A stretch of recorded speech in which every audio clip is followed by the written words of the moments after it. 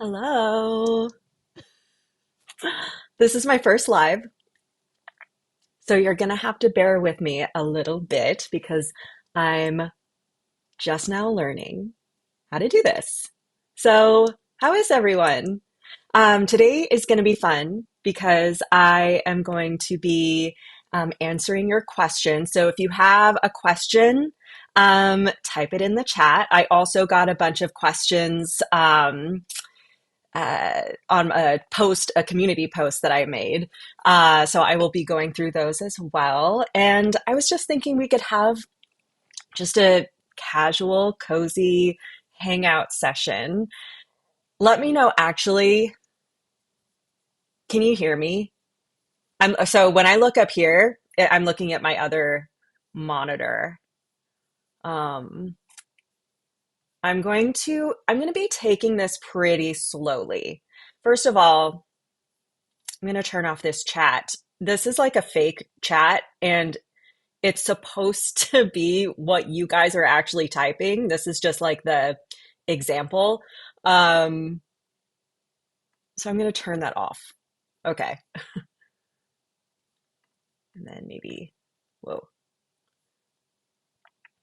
So bear with me. This is going to be like a nice, slow paced stream as I figure this out and answer your questions. I just want to center that. Okay. Not bad. Okay, let's see. Yay. All right, I'm going to shout some of you out. Hello, Phyllis Pierce. Yay, hello. Created by JF. Hello. You like this setup? Oh, yeah, this is my little enchanted forest. That's the vibe I'm going for. I wanted the live to feel like you're stepping into like a bog witch's like magical swamp house, which is always the vibe I'm trying to achieve. So, yes, like I said, this is going to be chill. Basically, the thought process behind this is I'm toying with the idea of going live on a regular basis and like making it part of the sort of schedule of my videos. Like, I post two videos a month, as you know, and ideally, in an ideal world, I would be posting every week.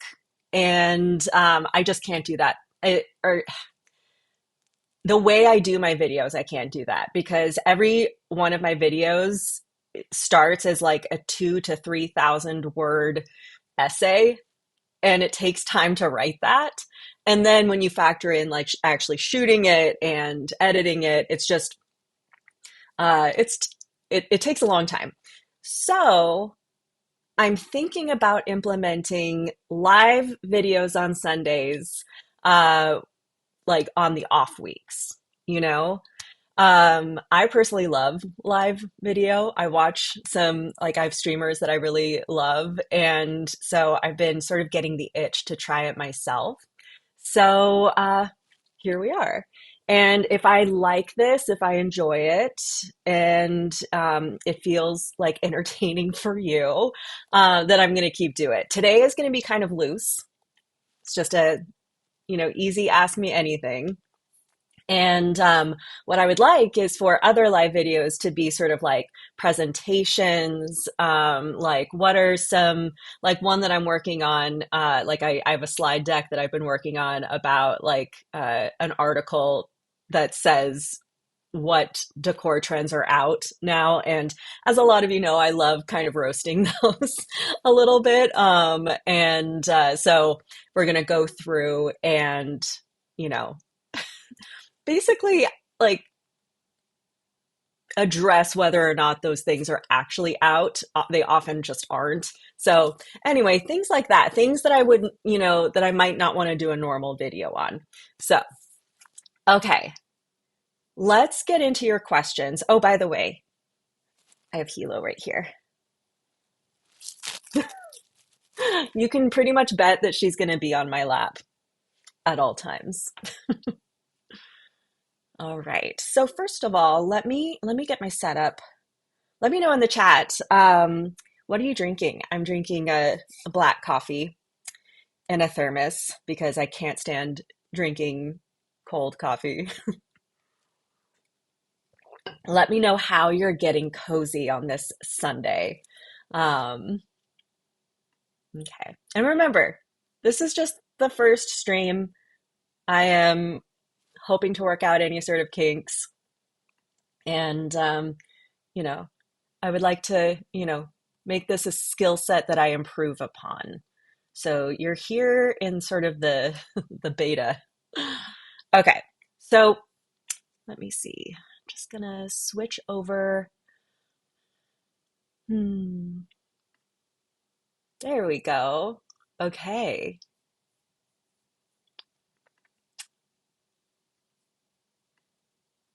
One sec. Okay.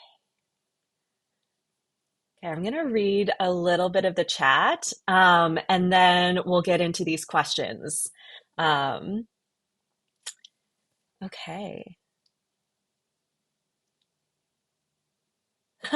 11 Orana hiding from the sun in Seattle. Same. I have my shade drawn, actually just to for lighting purposes.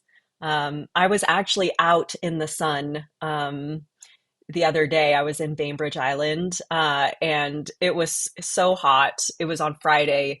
It was a very hot day. I was seeing American Idiot at the Bainbridge Performing Arts Center, which was so much fun. I love American Idiot. I saw it on Broadway back when I lived in New York, and it was really fun to see like a local uh, production of it. But yeah, it was really hot. I just melt. I wilt like a sad little flower on a sunny day. Okay. Phyllis says, luckily here in Richmond, it's raining. I am kind of jealous. I mean, it's not that I hate the sun, it's that I just prefer like a drizzly gray day, you know? KSK881, hi from Dearborn Heights, where it's chilly and rainy. Nice. Shout out Dearborn. Um, okay. Let's just catch up with the chat here. Ooh, Phyllis is drinking wine. Nice. A nice afternoon wine is always fun. Although that makes me really sleepy. Wine makes me really sleepy, and I'm actually not the biggest fan of wine. It makes me feel kind of sick. But yeah. Oh, created by JF says, love that idea. I watch live streamers all day while I'm working from home. Same, I do too. I watch a lot. I don't watch Twitch, but like I have some live people that I watch here on YouTube, and it seems like so much fun. And what I would really love to sort of like master is the ability to entertain people, because these live streamers that I watch, like it's pretty remarkable. Like they like are able to just entertain for hours. I'm not sure if I'll be that good at this, but I would like to aspire to it. Let's see. Created by JF says, I was just going to ask. My girl is laying next to me on my bed. I'm drinking a Waterloo, tropical fruit flavored. Nice. That's good for this weather. All right. Well, okay. What we're going to do is I'm going to get into these Ask Me Anything questions from my post that I did. Um, one sec. Let's double check. Cool. Okay. So you can see my screen here. And if you have questions that you want to ask live, just drop them in the chat. Quick question. This is like a technical question.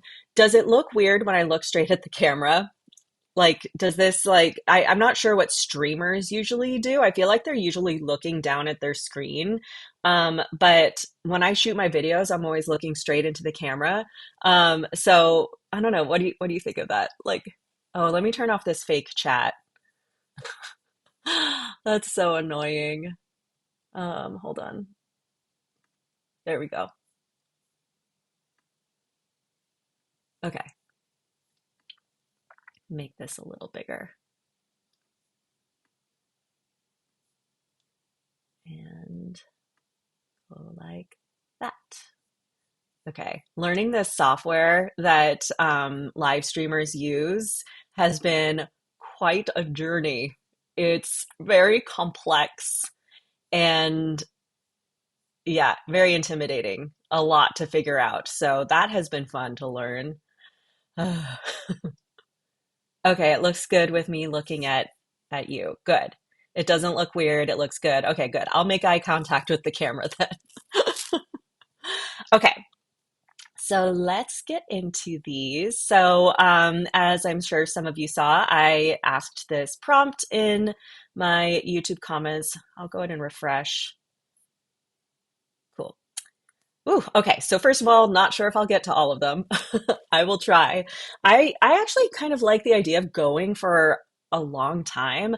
I love a good long YouTube video. Like give me like a 3 to 4 hour YouTube video and I'm a happy girl because for one thing, it like means less decisions. You know, I like to have things on in the background when I'm doing things like editing. Like there are just certain tasks that I like to have background noise on, which by the way, this what I'm doing right now and what my live streams what I would like them to be is something that you can multitask to. So have this on when you're doing your Sunday cleaning, when you're knitting, when you're doing I mean whatever it is you do, this is a perfect sort of like um companion to whatever it is you're doing.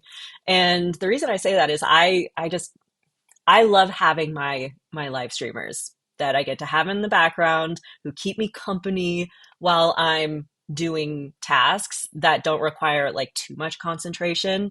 So just keep that in mind. This is going to be a whole different deal from my regular videos because my regular videos are highly controlled.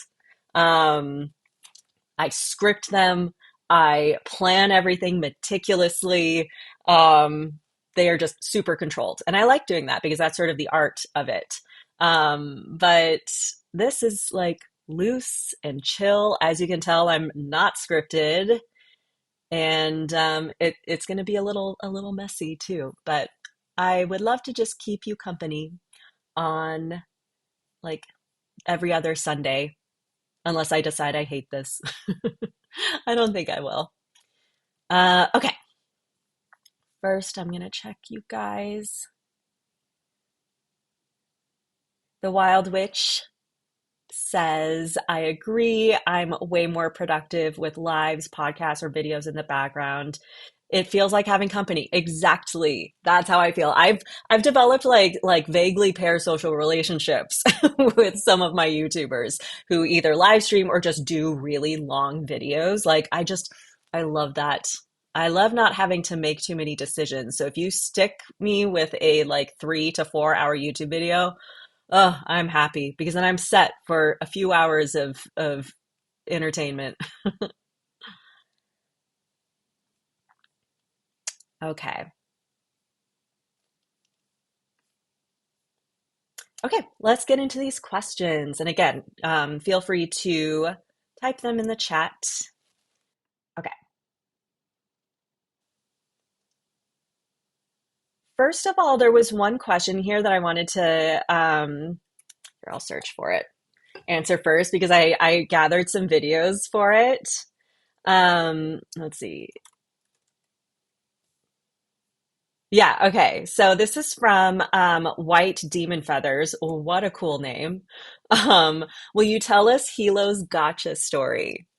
I was really excited by the idea of telling this story because obviously, as a cat mother, this is just always fun to talk about. And I really documented it. I have a lot of videos from when I first got Helo. So yeah, so before I show you those, I'll just answer the rest of the question. Will you tell us Helo's gotcha story and how was Helo during the move? Does your sweet baby like small apartment living? Do you ever feel guilty that a cat needs more? I ask because I do. That's not to shame you in any way. I had the same question. Like before I adopted Helo, that was a concern I had was like, is it okay to have a cat in a tiny apartment? And at least in Hilo's case, she very much prefers a small space. And I know this because every time I take her to my parents' house, she absolutely hates it. And she just basically like stands upstairs in my bedroom and meows and clearly wants me to just come up there and just be in my bedroom with the door closed. She doesn't like the bigness of the house. She clearly is intimidated by it. And yeah, it's uh she definitely seems so much more calm in a small space. And also she pretty much is just on my lap all the time. She doesn't really do much else, you know? So she really doesn't need very much space. Like she'll get the zoomies like any cat. But for the most part, she's just on my lap like 90% of the time. And how was Helo during the move? She was great. She was nervous until I got my stuff in here. So once like all the stuff that she's used to having around and could smell like the familiar scents, she was good. She's good with moves. I've moved 3 times with her now, and she's pretty chill as long as the stuff is here and I'm here. She's good to go. Okay, so her let's see. The day that I adopted Helo was a wonderful, momentous day. I'm going to switch to this. Oh my God, this fake chat is going to kill me. Okay, there we go. Bear with me, guys. Okay. And then, oop, spoiler alert. So, hold on.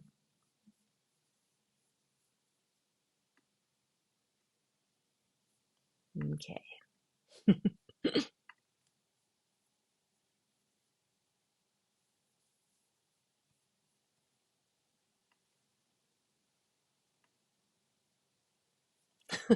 Okay, so this was when I brought Helo home from Seattle Humane, and she was very confused. I opened up her little carrier um, in my walk-in closet in my old studio, and just so that she wasn't like completely overwhelmed, like start in a small space.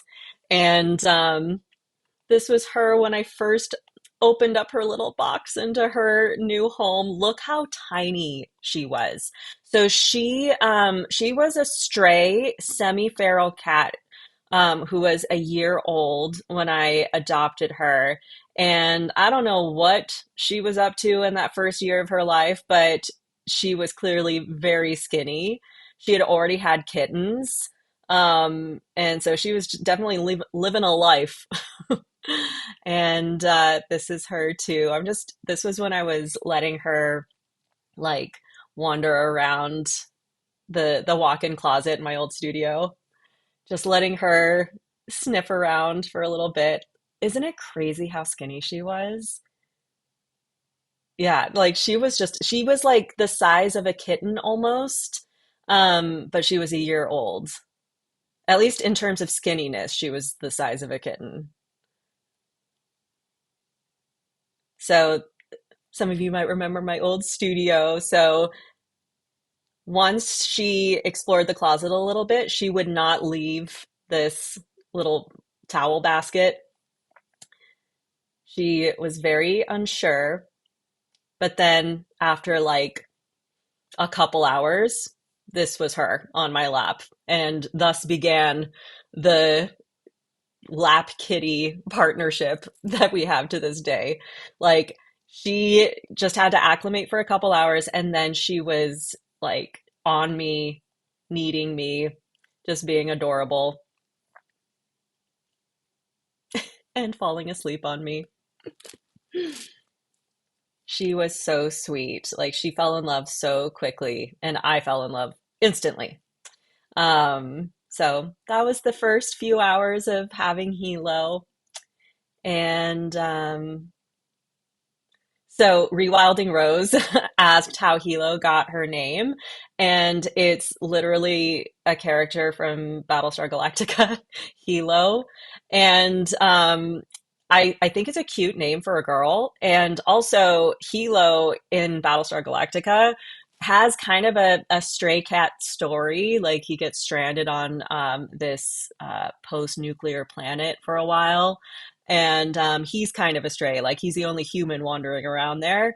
And so yeah, I named Helo after a Battlestar Galactica character. So the thumbnail is actually accurate. The thumbnail for this video, decor cats Battlestar Galactica, like it's literally like Battlestar Galactica makes an appearance in this video. And it technically does in every one of my videos because of my Battlestar Galactica tattoo. Nothing but the rain.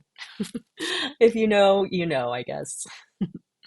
So that was Helo's little story. Let me get back into the chat. Hold on. Mhm. Okay.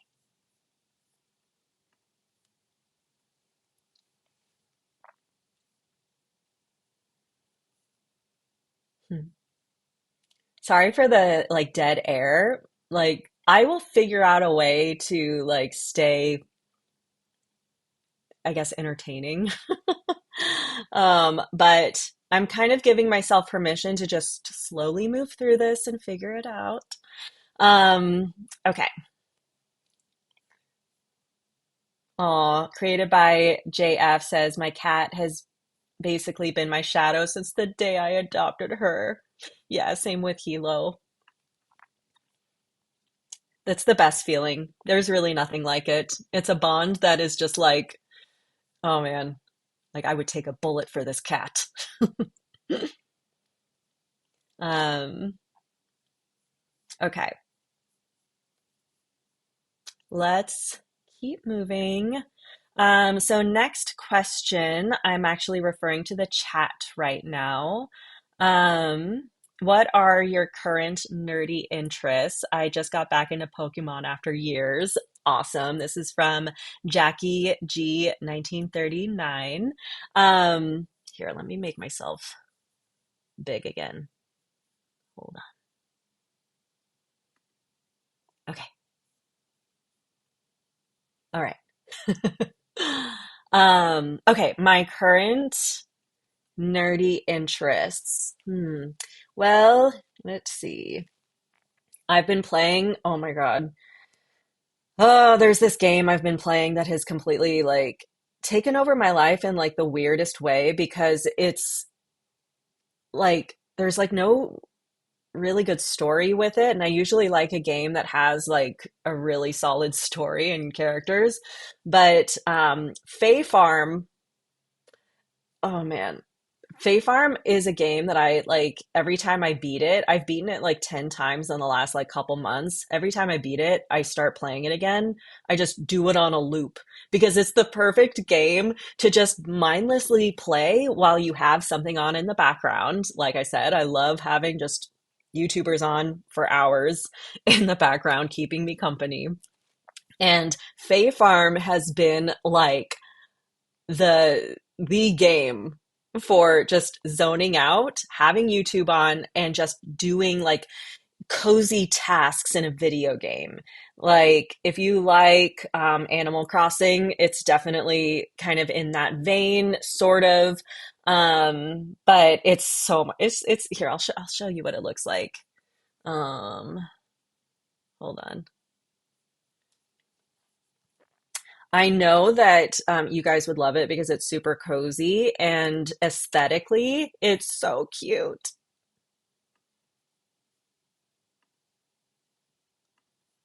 Hmm. Oh, I know. I'll show you on YouTube actually. Bay Farm. I'll pull it up in a sec.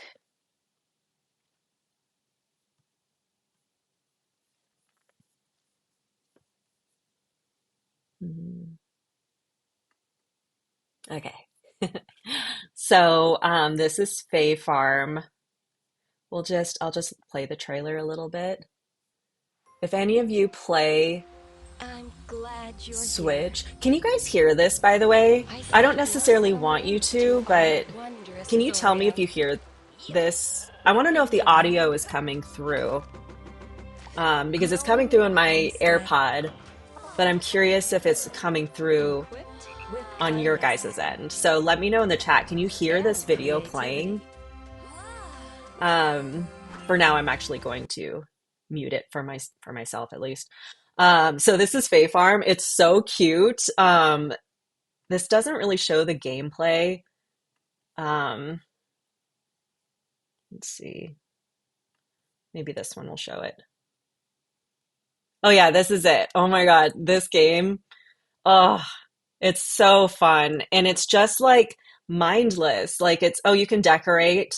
You can do all kinds of fun things. It's just like perfect to just like relax your brain to. So this has been kind of a nerdy hyperfixation for me for the last like couple months. I just keep on playing it. Actually, I am luckily I'm gonna stop. Because Coffee Talk 3 just came out, and so I'm gonna play that. So Coffee Talk 3 coming out like has made it so that I can like break away from Fae Farm because I've been addicted to this game. Oof. So if any of you play Switch, this one's really fun. Or it's I don't think it's on more than it might be on more than Switch, but I play it on Switch. Okay, you guys can hear the audio on the video. Awesome. Well, that's really good to know because I would like to, sometimes show you guys YouTube videos. Like in future lives, I think it would be fun to, let me pause this. Um, in future videos, I think it would be fun to watch, I don't know, like clips of architectural digest house tours or, I mean, I'll have to look into whether or not they claim those, but things like that. I'd like to show you videos, like clips of videos and comment on them. So anyway, it's good to know that you could hear the sound.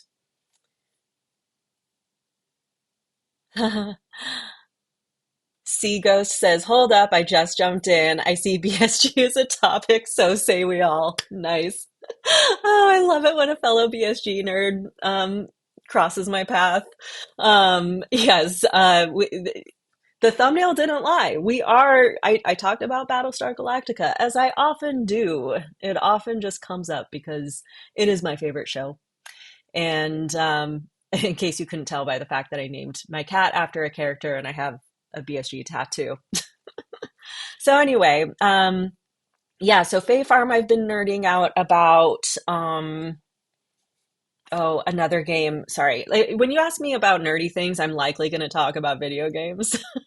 But probably the best game I've played in a very long time is Death Stranding. That one's on PS5. It's probably on Xbox too, but I played it on PS5. Death Stranding was a work of art. Like, truly, one of the most remarkable games I've ever played in terms of graphics and also story. Like, it's just an excellent sci fi story. And actual actors are in it, like Norman Reedus. You play as Norman Reedus, and like from The Walking Dead. It's just so good. So, if any of you are into like more of the like non cozy games as well as cozy games, Death Stranding was an experience. Like I felt moved by it. I felt, oh, it was like a piece of beautiful theater. Like, so anyway, definitely nerded out on that. And then I guess another nerdy thing for me is anime. I I watch anime every night to lull me to sleep, which I love, but also it used to be that I would read in bed every night. So my anime habit is taking away from that, but it's just so relaxing just watching an anime and letting that like, you know, lull me to sleep. It's really nice. So the anime I've been watching is Doctor Stone. That one's really good. And it's like the concept is imagine if the like entire world was trapped in stone. Like one day all of a sudden this beams through the sky and everyone becomes stone. And then one of the characters wakes up like 3,000 years later, um, and then rebuilds society. It's really fun. So those are a few nerdy things, at least the ones um, that come to mind. Okay. Let's see. You can critique your viewers' spaces. I love that idea, Jackie G. Yeah, that would be an awesome thing for a live video. It would also be a good. I've always wanted to do that. I've always considered it, and I've considered doing like normal videos doing that. Um, I guess I don't know what has held me back. I guess I just I wonder how I would make it entertaining. I think that's the it's like how do I make this not only you know, informative with like advice and stuff, like styling advice, but how does it how do I make it entertaining? You know, which is what I'm currently trying to figure out with being live. Like how do I be entertaining while live? So we're learning how to do this together. My hope is that I'll get good at this. So right now it feels like this new scary thing. So anyway, all right, let's get back into the post with the questions. Okay, so anyway, already answered how did Helo get their name? Zoe Bouchard asks, what have been your fur baby's favorite and least favorite decor choices you've made? Example, any favorite materials or furniture placements that seem to particularly make them purr? I don't know. I feel like Helo is pretty like indifferent to my decor. I mean, she loves a good cozy blanket because I always have a blanket on me and she's always on me. So I think she probably appreciates my blanket selections. But other than that, I'm going to be frank, like she just does not seem to give a shit. She's not like her mother who cares so much about decor. So yeah, she doesn't seem to have any strong feelings either way. Okay. Lovingly Ashley asks, hi, I really love your aesthetic decor series. My question is, do you have any DIY channels or projects you like to recommend to folks who want to make custom pieces for themselves? And would you be willing to consider a kitchen-based decor series in the future? Coming from someone who loves a good aesthetic kitchen that still packs a good amount of function. That's a great idea. I would like to do a kitchen-based decor series. I think that I tend to focus more on living room and bedroom styling just because there's like more choices you can make. Whereas like with kitchens and bathrooms, there's certain things that are just set in stone, like the sink, the cabinets, the countertop. Like there's architectural like permanence there, which you know adds to the challenge, which makes it a good topic for videos. But I guess I just have more fun with bed and bedroom and living room styling. But I do want to do a kitchen video, I actually was thinking that it would be fun to do like a Hobbit core kitchen styling video and actually like go back on some of the aesthetics that I've covered in the past and just do them through like for a different room. And Hobbit core comes to mind because I feel like hobbits are so food centric that the kitchen is a wonderful like pairing with that aesthetic. So yes, I would like to do more kitchen videos. And do I have any DIY channels that I would recommend? Not really, because believe it or not, and I hope this isn't disappointing to hear, but I don't watch decor videos, which is might sound like crazy and surprising, but I used to watch decor content like crazy before I started my channel. Like at the time, it was like HGTV. I loved HGTV. I watched so much HGTV.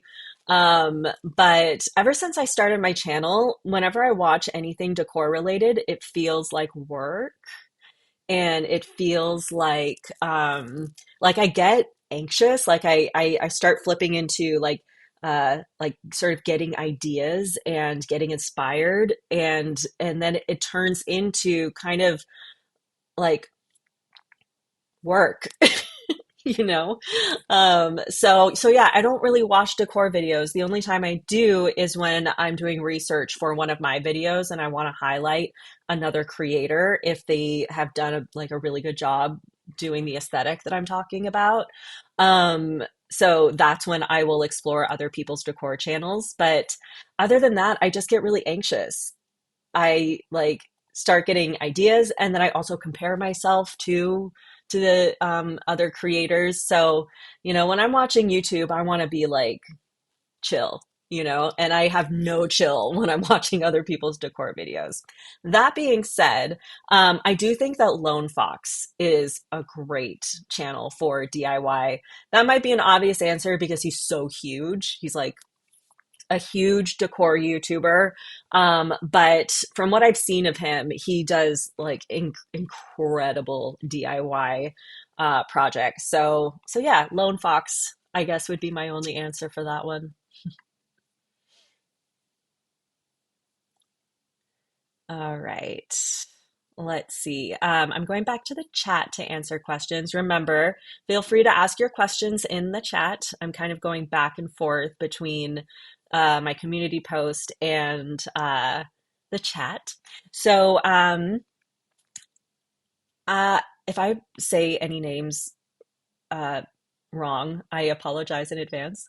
Um, Ngoni XN, again, I apologize if I'm saying that wrong, says, Hi, Steffi. Looking back on lessons learned, what would you have done differently upon moving into your first apartment? Well, my, I you're probably referring to my first studio that I first like started documenting on YouTube. And it's really funny because when I look back on that, I obviously have like such I get so nostalgic. I loved that studio so much. And I was so proud of how I decorated it. And I mean, it's the whole reason why I started this channel was because of my studio. And I felt like studio apartment living is very underrepresented in the content space, and I still feel that way. And so it was just kind of this perfect, like, let's do a YouTube channel about studio life or decorating a studio, mainly.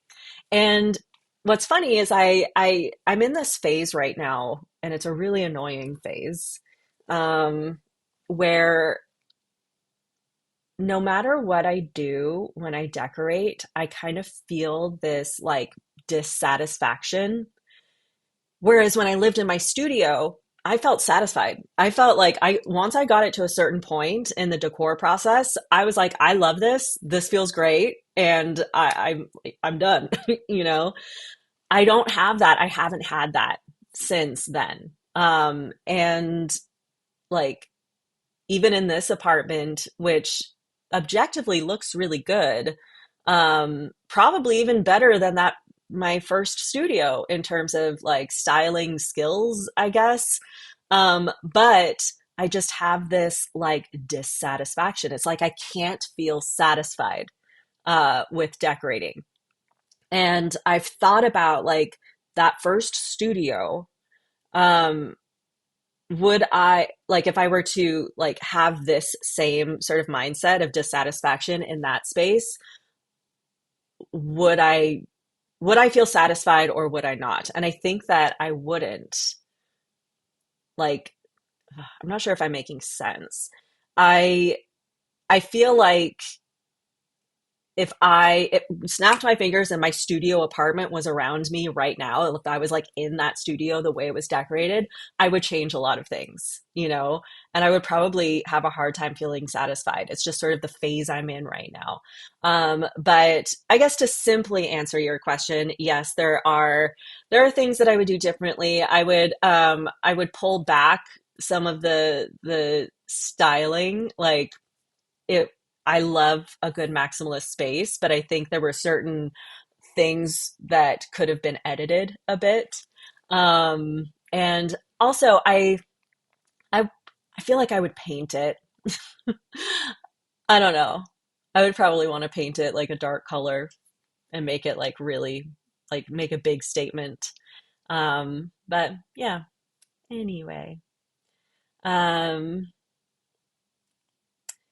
Phyllis says, it's a comparison thing. I'm the same way with musicians being one. Exactly. There's something about watching other people do what you do. I think it's only human and it's kind of a stressful feeling.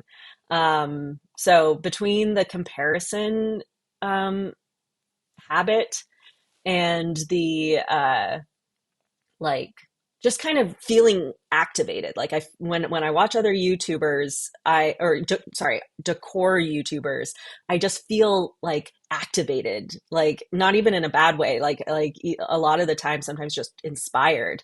And when I'm not in work mode, I don't really want to get inspired because then I'll want to work, you know. I That's just where my head's at. Okay, I'm gonna go back to the post. All right, so KSK881 says, "Hi Steffi, I love your channel. It's not a good Sunday without Moda Misfit. Love that. Will you be doing a full apartment tour anytime soon? I love to see how you decorate your own space. I hope to be able to spend time with you tomorrow." Well, I hope you're here, KSK. And if you're not, that's okay.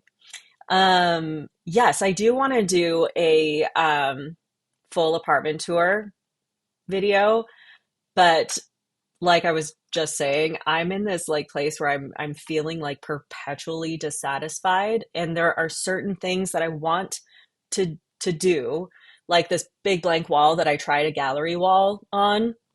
I can't figure it out. I was serious in my Green Academia video the second one that I just did. I was serious when I said I want to, like, I feel a very strong urge to paint my walls green, like a dark green, which is insane. And like, this was so much work. And the idea of just like throwing all that away kind of makes me angry. But yeah, the thing about this paint, it's beautiful and I love it, but it is a bit warmer than I would like. And so it might just be too brown. I don't know. And I'm also just feeling this pull to green, which is my favorite color. Um, so anyway, once I feel like I want to do a full apartment tour video, but I feel like I need to figure some things out first because I would like the tour video to happen when I feel like more proud of what I've done in here, you know? So we shall see. Um, Denise McGee 9773 says, I would love for you to design my bedroom for me. Would make a good series to design a viewer's space. I love that idea. That would be really cool. Like I said earlier, it's like a matter of me figuring out how to make that an entertaining video. You know what I mean? Because it would mean that the person whose space I am helping style virtually, I would imagine, unless you live in Seattle, but I picture it as like a virtual styling kind of situation. That would mean that the other person, for the sake of the video, would have to actually commit to decorating their space because that kind of video needs a like before and after kind of thing. And so it would have to be sort of this like long game, you know? So yeah, if someone is willing to commit to actually like following through and like decorating their space and showing it to me and allowing me to show it in a video, um, if I can get someone to commit to that, then that would be an awesome video. Oh my God. And then I would be tempted to start my own styling service, which I've had in the back of my mind for years now. I just finding the time would be really hard. And I also like would want to do a good job. You know, I would want to like actually do a really good job for people. And so I'd want to really figure out how do I create a styling service that's actually really helpful to people, you know? Like especially with the added challenge of like doing it virtually, you know? So, yeah, I would like to document that in a YouTube video though, for sure. That would be really cool. Okay, let's see. Um, Just Tanya says, are you going to do any other type of decor series in the future? I would love to see how you could create your current series, but adding Asian influence, Afrocentric influence, and more. I hope this makes sense. Um, for example, Forest Witch, but Asian touches. If not, I'm still here. Awesome, just Tanya. I love the idea of Forest Witch with Asian touches. That would be absolutely gorgeous. And you know, I it's tricky because for me, being a white girl, a very, very white girl, I feel conflicted about, I guess giving advice on cultures that are not my own, and I also don't want, uh, it's sort of like like these are things that are not just an aesthetic. And I wonder if it would be off-putting for a white girl to be giving like Afrocentric and Asian influence styling advice, if there was a way for me to do it that wasn't like completely tone deaf, I would, because obviously these are beautiful um, cultures and aesthetics, but I just don't know if I'm the person to do it. And I know there are some other questions down here that ask about that, which makes me really happy because I love having a diverse audience. Like I like Ngoni XN, who is in the chat, I think, asked about Afro minimalism, blending with dark academia and dark cottagecore. I'm reading this one right here. While adhering to a cozy, moody, and dark yet earthy color palette, could you perhaps dive into how these notions could be paired up with ethnic elements and tribal touches to create a cohesive, cozy, and culturally authentic space? Again, I love this idea. I think it sounds beautiful. I just don't know if I'm the person for it. Like, uh, and Goni, if you don't mind, if you can like, if you could let me know in the chat how to pronounce your name, because I don't want to keep butchering your name. But if not, that's fine. But but yeah, I would be curious, and same to just Tanya, the other question I was just with the Asian influence. I would be curious to know what you would think of that. Like I'm curious, like coming from a white girl, would how would that feel to you? I guess, I'm curious. Let's see if um yeah. I got another chat from Ngoni. Um, Again, please let me know how to pronounce your name if you don't mind. I just I want to do it justice. Um, Thanks for answering, and I totally relate to your feelings of dissatisfaction. About being dissatisfied with my current decor.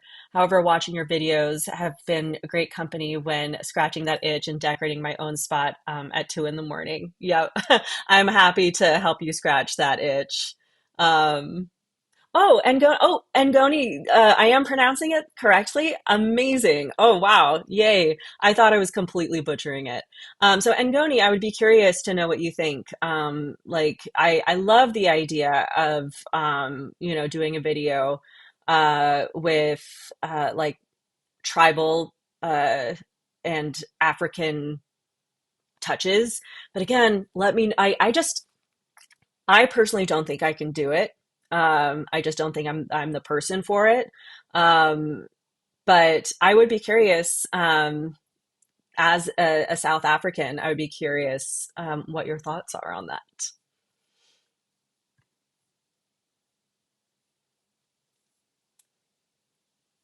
Hmm. Phyllis says a collab sounds great. Steffi often shouts out YouTubers of color, and I love her for that. Hell yeah, Phyllis. Definitely. I try to uh, shout out as many different walks of life as I can, because that's when art, and in this case, interior design as an art, is the most like enjoyable, is when it reflects all kinds of people, and different perspectives that I can't access. It makes for a more interesting world. Okay. So, okay, going back, I kind of jumped down a little bit. I am taking these in order. Because I would love to just answer all of these. Like I said, I mean, I don't know how long I'll be able to last, but I like the idea of this being a long ass live stream just because I love long YouTube videos. And I wish my scripted videos could be longer. Like if I could do like an hour or 2 hour long scripted video, that would be awesome. It's just that that takes so long because, like I said, I write all of my videos ahead of time. So it would probably take like I would probably be posting like once a month if I did that. So 20-minute videos are kind of my sweet spot. But being live, I can go as long as I want because I'm obviously not scripted. Very obviously not scripted. Okay, where did we leave off? Mhm. Okay, here we go. So, B. Decker asks, Hi, Steffi and Helo. I'm a pretty long time follower, long enough that I worried about you when you took your healing time off. I live in a two-bedroom home. Do you think I can choose different themes in different rooms, or do you suggest keeping the themes the same throughout? Right now, I am happily hippie core, but contemplating updates. Okay, if I had a multi-room home, I would do a different vibe in every room for sure. I mean, knowing me, there would probably be a through line because I have a certain vibe that I like, the dark, moody, you know, vibe.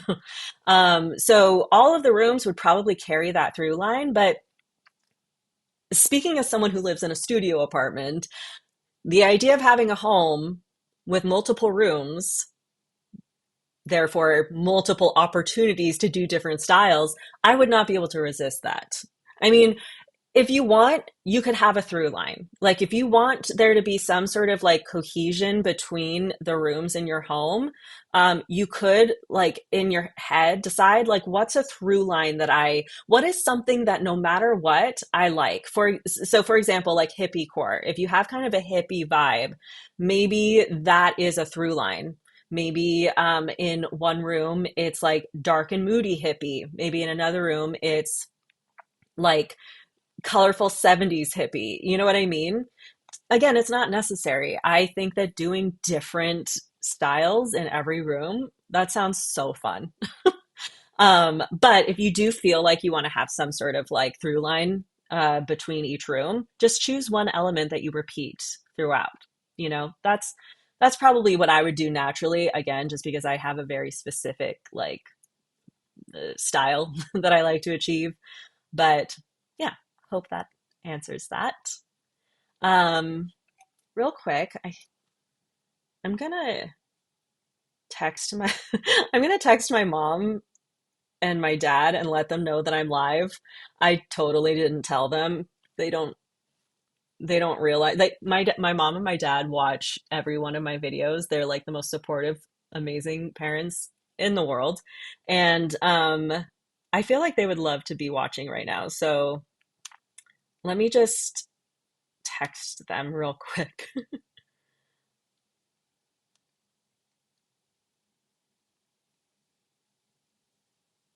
Okay. Let's see. I don't know if they'll be in the chat because I don't I don't know if they actually have YouTube accounts. They watch YouTube, but I don't know if they're like signed in. Like they don't really know how to use certain aspects of YouTube, let's just say. My boomer parents. But yeah, I also my mom is like the OG Moda Misfit. I am a decor girly because of her. We would like shop for decor. Um, and oh, it was like our favorite thing, like going to Pier One or Pottery Barn together, you know. Um, my mom wants to know if anyone's joining. Let's see how many we 45. That's pretty awesome for like a first live. So 45 people, mom. Okay. Okay. Anyway, she's probably going to be mad at me that I texted her like an hour in, but whatever. Sorry, mother. Actually, you know what? I think I kind of just wanted to do this without like real world people being aware of it, just to take a little bit of the pressure off. This is hard. I mean, on one hand, it's not hard. It kind of makes me feel like I'm doing theater again. Like I was definitely a theater kid growing up, and I studied theater in college. And so I almost feel like in my element in a way. But, you know, doing new things is scary. So, anyway, let's see. Next question. Also, you guys, like, if at any point you get an idea for something I could cover in an upcoming live video, because, like I said earlier, I would like my lives to kind of have a topic for each one, and or like a like sort of a purpose. This one, since it's the first one, I wanted to keep it loose and just do like an ask me anything. But I would like there to be like topics, like you know, or like a focus for the future videos. So if you get any ideas or think about like other live creators that you watch, why do you watch them? What makes you watch them? What keeps you interested? What makes it so that you have them in the background playing, you know, keeping you company for however long? Like, um, I would love to, you know, create videos that you guys actually want to watch. So, if you have any ideas, please let me know in the chat. Or on this post, anywhere, like anywhere that I can be reached. Let me know if you have any ideas. Or just like think about what you would actually want to watch and what would actually be entertaining to you, you know? Okay, let's see. Okay, so next question is Anise Williams. Hi, I love your channel. I just want to know whether you have any cozy daily rituals, something that helps you unwind from the daily grind. Yes, I am a very ritualistic girl. I I have my routines and I tend to stick to them. So I start every day with a cup of coffee, and like most people do. I nowadays like am lucky enough to have my own schedule. I had a day job and they closed the Seattle office in December, so I was laid off. So ever since December, this has been like my full-time thing. And so that's awesome. A little scary because the day job obviously was helpful just for like, consistent. It was just an admin job, and so just having sort of consistent paychecks is always comforting. But yeah, I like for the time being at least, this is my job. And so I get up in the morning, I cozy up on the couch, Helo sits on my lap, I have my coffee, and I watch some YouTube. I don't get to work right away. I will usually put on YouTube. It's funny, like I really am such a YouTube girl. Like I'm not just a YouTuber, I am a YouTube watcher. Like I don't know, it's kind of like a passion, Like I just love this like um creative outlet. Like the fact that people can just create stuff and have it up. Like it's so cool. So anyway, I will watch some YouTube and then I'll get to work on scripting, editing, whatever phase of the process I'm in. And then at the end of the day, once I'm done working, I will usually like play some video games. My cozy rituals are extremely simple. They're not like terribly interesting. There are some creators who do cozy content and they have all kinds of like cool little cozy hobbies. Like Cozy K, I've featured her in my in a past video. If you guys don't watch Cozy K, I highly recommend you do. She is like super cozy content, and she has all these hobbies, these cozy hobbies that she does. Um, and mine are not as interesting. I really am just like it's video games and watching YouTube or watching a TV show. And that's pretty much it. I'm a simple girl. I have simple needs and desires. Hold on. Oh, my mom is here. Hello, mother. Mom, do you know how to chat in the chat? If not, that's fine. But if you can figure it out, then that sounded okay. So if you don't know me and my mom's relationship, that might have sounded very belittling. I don't mean it to be. I Mom, if you can figure out how to chat in the chat, say hi. Oh God, not me being a bitch to my mom on live. Okay, next question. Okay. Okay. Oh yeah, Nagoni, or Ngoni, uh I'm so sorry. I know you said that I was saying it right, and I don't mean to keep getting hung up on this. But Ngoni, I think is what it was. Already answered this. And then Blinking Cat says, I'm so proud of you. I've been pondering doing something similar. Maybe this is the kick in the pants I need to start. Do you mean like going live on YouTube? In which case, hold on. I want to see if she's referring to anything I said specifically here. Yeah, you must be asking about going live. but you should go live on YouTube. It's very fun and scary and a little disorienting. But like I said earlier, my hope is to get more comfortable with this and actually make it like an entertaining experience. Um, do you have a link for the Becca Syme class video? I don't think I know who Becca Syme or Simi is. Blinking Cat, if you want to clarify, either by replying to this post, or if you're in the chat, let me know. And then I can do a better job of answering.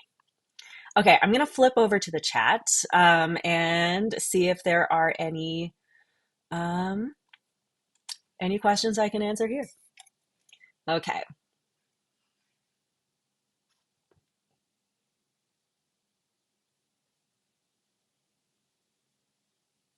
Oh my God. It is so hard to decide like what to answer. I love how active you guys are being. Like it makes this so much more fun. I'm gonna try to do better with like going into the chat. It's tough because I'm kind of switching between chat and the post. It's funny, I posted this post by the way, just in case no one showed up for this live. I wanted to have some questions to answer in case no one showed up and asked questions in chat. So luckily that wasn't the case. Okay, let's see. I'm trying to like zero in on questions. Um, oh, and Goni says, thanks for answering, and I totally relate to your feeling. Oh, I already answered that one. Yeah, I already did. Sorry. Um,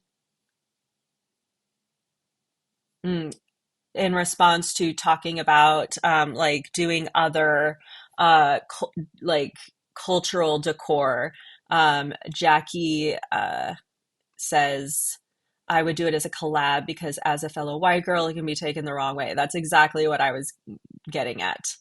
Um, yeah, I love the idea of incorporating other cultures and their styles, but again, I can't just do it on my own as a white girl. Um, let's see. And Goni says, I truly admire and respect your sensitivity when stepping into cultural territory. I believe you've gathered a sense of trust from your audience due to your welcoming nature and dedication to research. Thank you, Angoni. That's good to hear. Again, I'm going to continue to be like sensitive. You know what I mean? I think Jackie was right about like if I were to highlight other cultural aesthetics, it would have to be in collaboration with a person of color. You know, otherwise it just oh man, white girls can be so annoying and I don't want to be one of those just like tone deaf white girls, you know. Like I want to actually like be super thoughtful about things like this, you know. um Snake plants are fun. It says I'm glad you have supportive parents. I really do. The most supportive parents you could ever imagine. Like they took me to acting classes, piano lessons, singing lessons growing up. Like they have been like all about like supporting my artistic endeavors like since day one. So yeah, they're awesome. Um, Okay, Apocalypse Girl says, would love to hear your thoughts on redecorating a studio. A lot of your videos come from a blank slate view. If someone wants to change their style, freshen up their space, what would you suggest? Ooh, this is a good question, Apocalypse Girl. I love seeing your handles, by the way. Like some of you have really cool handles. So Apocalypse Girl, let's see. Yes, redecorating a studio. That's a good idea. This could actually be a good topic for a full video. Because you're right, I do kind of come from a place of like blank slate styling. And a lot of the time, you're not working with a blank slate. Um, hmm. I feel like this might have to be a bigger video because I could honestly go on about this. So I'm gonna make a note on this topic because I would like to like tackle this like from multiple directions. So I'm putting a pin in this topic, apocalypse girl. I need, like, this is something I actually have to think through. This is the kind of video that I would actually like take time structuring and putting thought into. Ducko 5404, any childhood favorite or comfort movies? Oh yes. Oh yes. God, I don't even know where to begin. Um, wow. There's some like deep cuts. There are some like movies that I watched as a kid that are so random and like I feel like nobody has heard of. Like, for example, did anyone, there is no way, I don't know.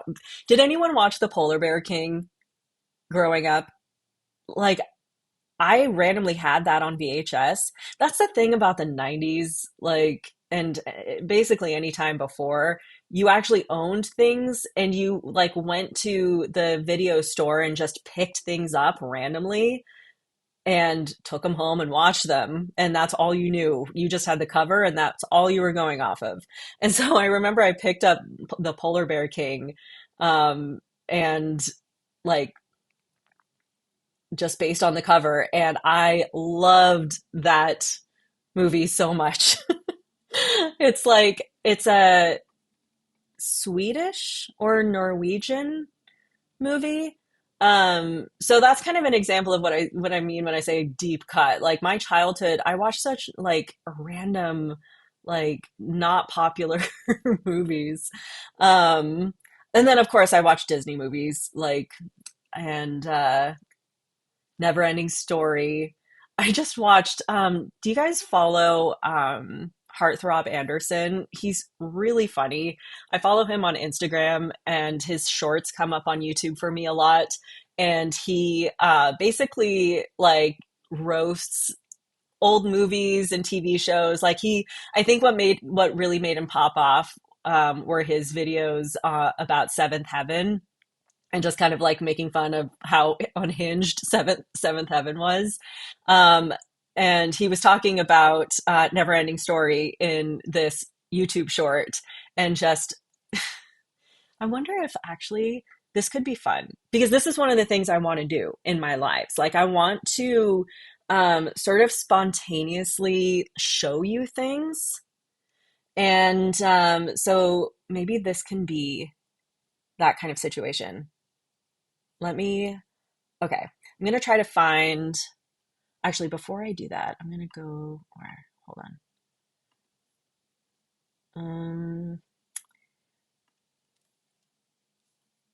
I'm trying to figure out how I. Oh, you know what? This is what I'm gonna do. I am going to switch screens. Okay. um, and then I'm gonna find this video of Heartthrob Anderson talking about the Never Ending Story. He just like nails it. It's so funny. Let's see. Okay, here we go.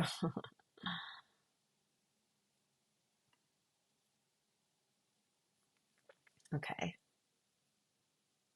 Uh, okay. And I'm pretty sure you guys can hear this, but let me know in the chat if you can't. Okay. So I have a feeling knowing you guys are kind of like fantasy nerds like I am. So I'm sure you probably watched The Neverending Story. For me, it was a huge part of my childhood. So this just kind of like nails what that experience was. Um, let's see. Oh, All Dogs Go to Heaven was one of my favorites as a kid. This is Ducko. Um, uh, Favorites as a kid since I had that on VHS. I love those depressing kids fantasy films. Yeah, I loved All Dogs Go to Heaven. That was one of my favorites too. Watched it over and over and over again.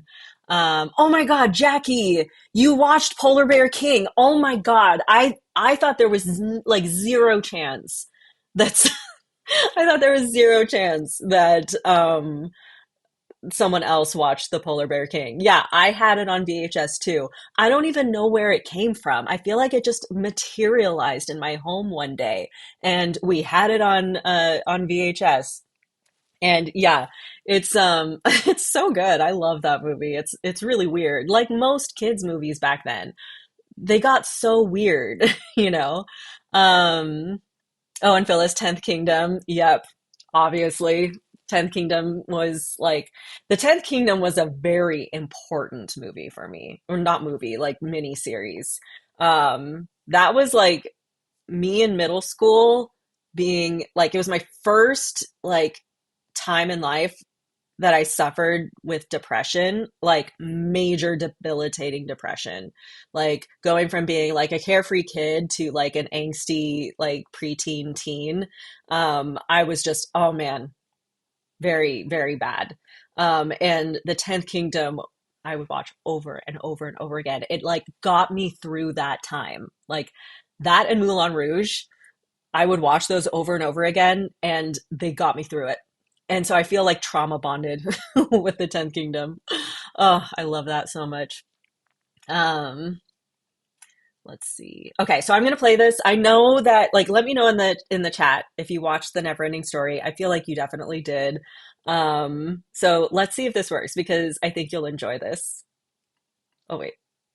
Trauma. So I rewatched The Neverending Story. This is Bastian. His mom just died, so he's totally going through it, and he's bullied at Can you guys school. hear Bastian it? runs up to the attic of his school and starts reading The Neverending Story, which is about this land called Fantasia. Fantasia has all these characters in it that are supposed to be like whimsical, but they're just straight up disgusting. Like, look at them. They're just rotted. Then we meet this rock who also eats rocks, which is like kind of messed up. And he warns these other hideous creatures about the Nothing, which is this darkness that's been eating Fantasia. So they go to the big tower to see the Empress to get help. Inside the tower, they're having a big meeting about the Nothing. But like, what are these characters? This movie is like Star Wars if the vibes were off. This movie feels both expensive and low budget simultaneously. See what I mean? Like he like nails things. Like it feels like Star Wars, but the vibes are off. That's like exactly what it is. Like it's like a cursed Star Wars.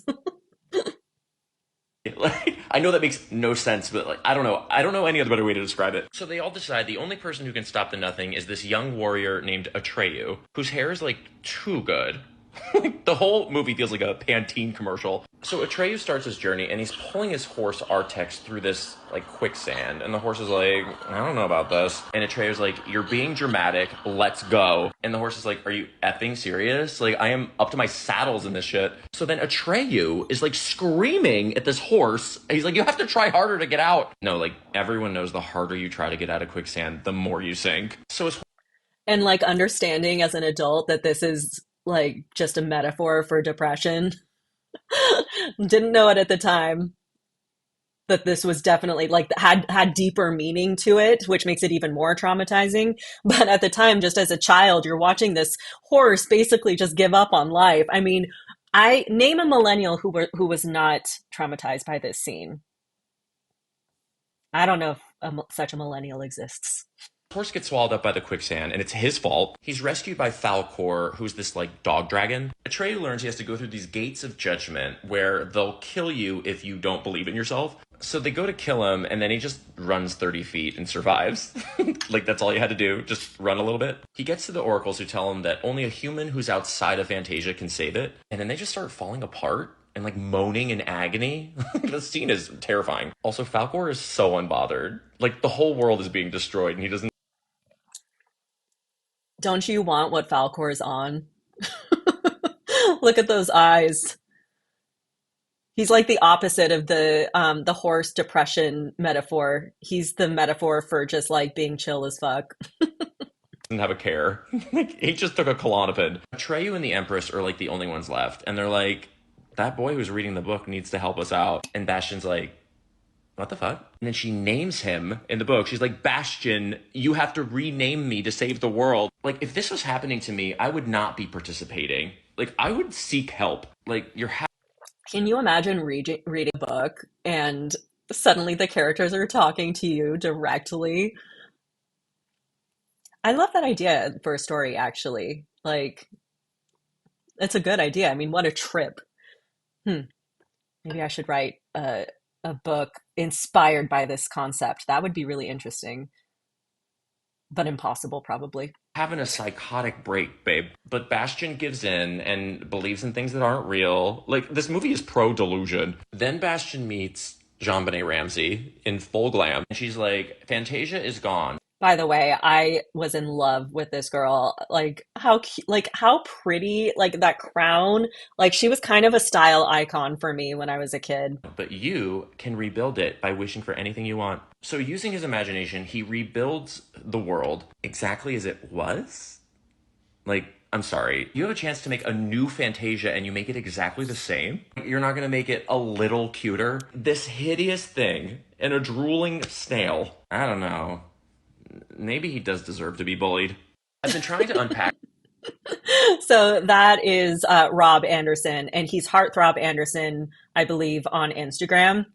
Definitely give him a follow if you enjoy like millennial nostalgia or just nostalgia in general. I know a lot of you are like Gen X and boomers as well. So I mean, obviously you were alive at this time, just at a different age. So just like in general, his takes on these nostalgic movies and shows are just really fun. So anyway, um, yeah. Why did I show you that? Oh, yeah, we were talking about like childhood movies. Right, right, right. Yeah. Okay. The 80s had such strange, awesome movies like Little Monsters. Little Monsters. That sounds so familiar. I don't know if I remember Little Monsters. Little Monsters. Oh, I never. Oh, wait, was this a Disney Channel original movie? No, maybe not. Okay, either way, I did not see Little Monsters, but from what I can see, just from the images that come up, it looks definitely that cursed 80s movie vibe. So yeah, that was Rob Anderson. Give him a follow or just check him out because I loved his like nostalgia uh commentary. Um oh oh, my mom is in the chat. Wow, she did it. But she's in my dad's account. So my dad is Kelly, my mom is Kathy. My mom says, "Hi, Steffers." That's my like childhood nickname. It's opt it's optimum using your dad's login. She clearly meant it's mom using your dad's login. Okay, and she corrected it. That's funny. Hello, mother. Okay. Let's keep on going with the questions. Um, with Fred and Ben Savage and the monster colony under the bed. Oh, yeah, definitely never saw that one, but that very much sounds very 80s, 80s coded. Oh, my mom says Land Before Time. Yep, yep, yep.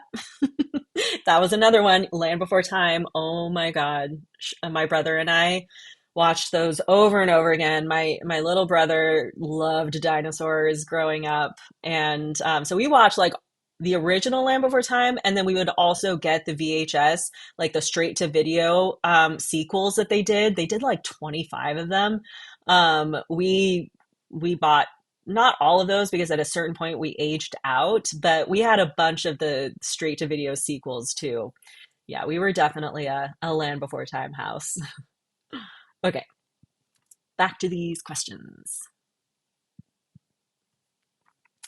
Okay, where did I leave off?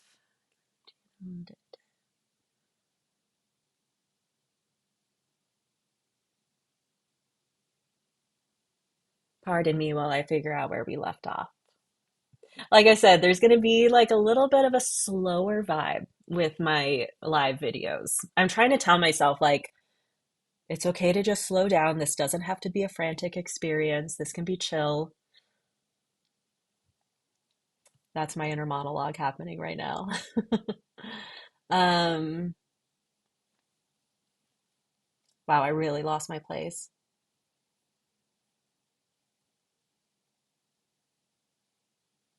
Okay, I think, okay, yeah, this was the one. This was the last one I read. Okay. Um, Cynthia, uh, Cynthia Olguin. If you were not into the dark academia style, which other style do you think would suit you the most? And which style do you think is never going to be of your taste? Ooh, I love this question. This one's fun because I love like fantasizing about other styles. Like, honestly, if I became like a millionaire and I could afford multiple houses or multiple apartments, even because I genuinely just love apartment life. The idea of living in a house, I mean, it sounds wonderful, but then it also just is, it would be such a lifestyle change, you know? But if I could afford multiple homes, I would like style each one in a different style because I love so many. Like, so I love dark academia. I feel like I'm not even doing dark academia here because I think in order to truly do dark academia, you need like it's like I have the dark side down, but the academia side isn't quite there. I don't really have any of the academia tropes like books, busts, uh, you know, little academic curiosities. Um, so so yeah, I'm falling short on that side. But if I weren't, let's see, if I were to do a style totally different than what I'm doing, I love light academia actually. I think it would be really fun to do a light academia room. Um, I love like God, I'm trying to stretch myself outside of what I like typically love. I would really be curious about doing a lighter color palette. Like, again, if I had multiple homes, like I would want one of them to be one where I completely stretch myself out of my typical style because yeah, like light academia, like I mentioned earlier, I think that would be really fun. And yeah, just playing with a light color palette, I think would be a really fun challenge. And then as far as like which style do I think would never be my taste?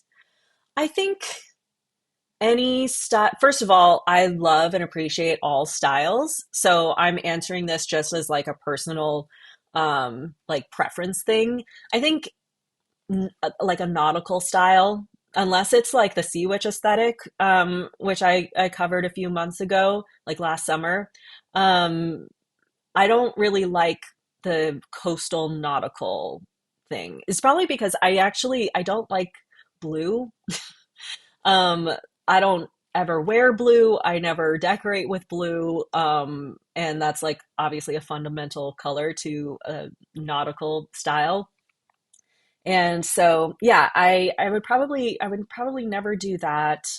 Um, yeah, I really do love all styles though. So that's tough. Okay, already answered this one.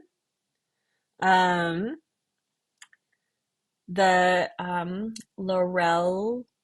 Lorelia Fowl says, "Hi Steffi, I love your channel. I'd love to hear your thoughts on rugs, specifically in carpeted apartments. Yay or nay?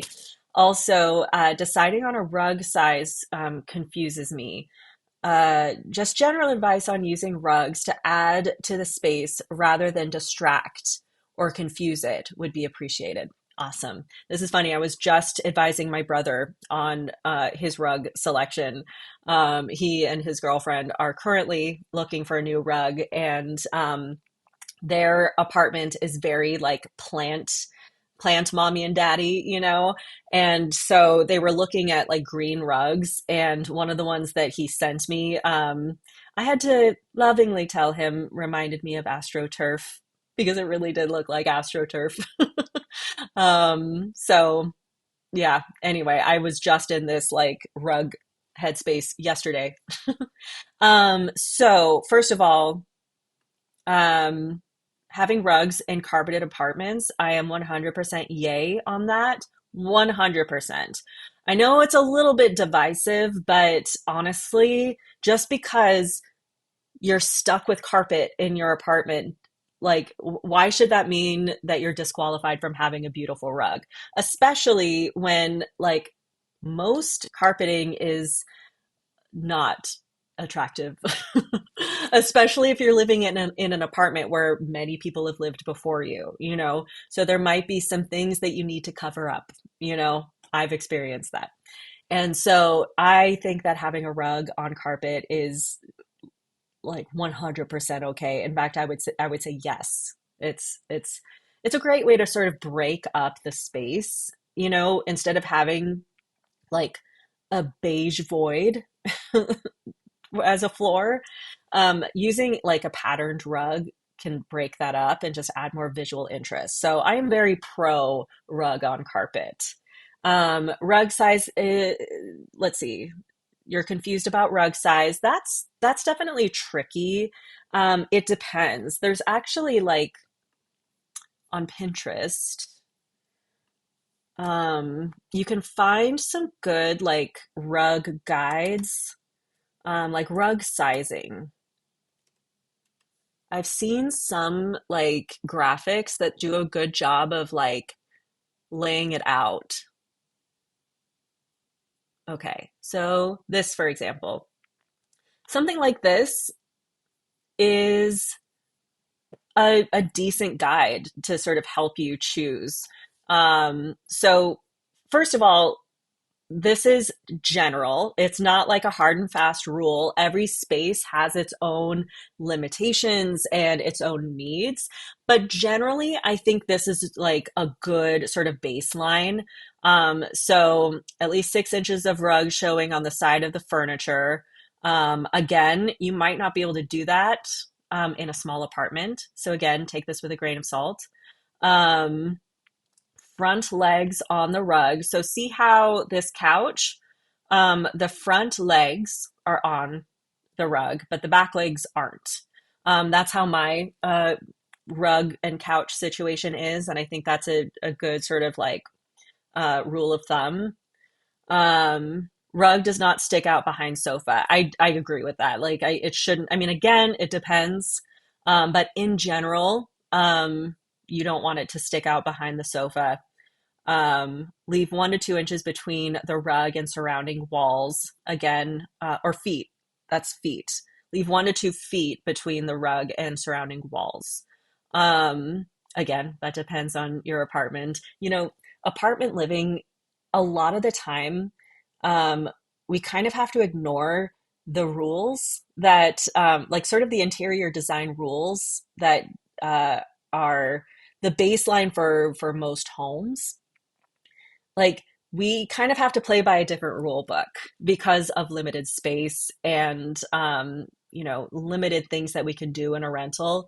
So whenever you come across like interior design rules or like articles that talk about like do this, don't do this, always take those with a grain of salt, because usually when they're writing those, um they have like houses in mind, you know. So just keep in mind that living in an apartment, we kind of have our own set of rules, similar rules. Like there are certain aesthetic principles and like design uh principles to follow, just like as an art form. But again, apartment life is kind of its own beast. So there's crossover between house design rules and apartment design rules, but Excuse me.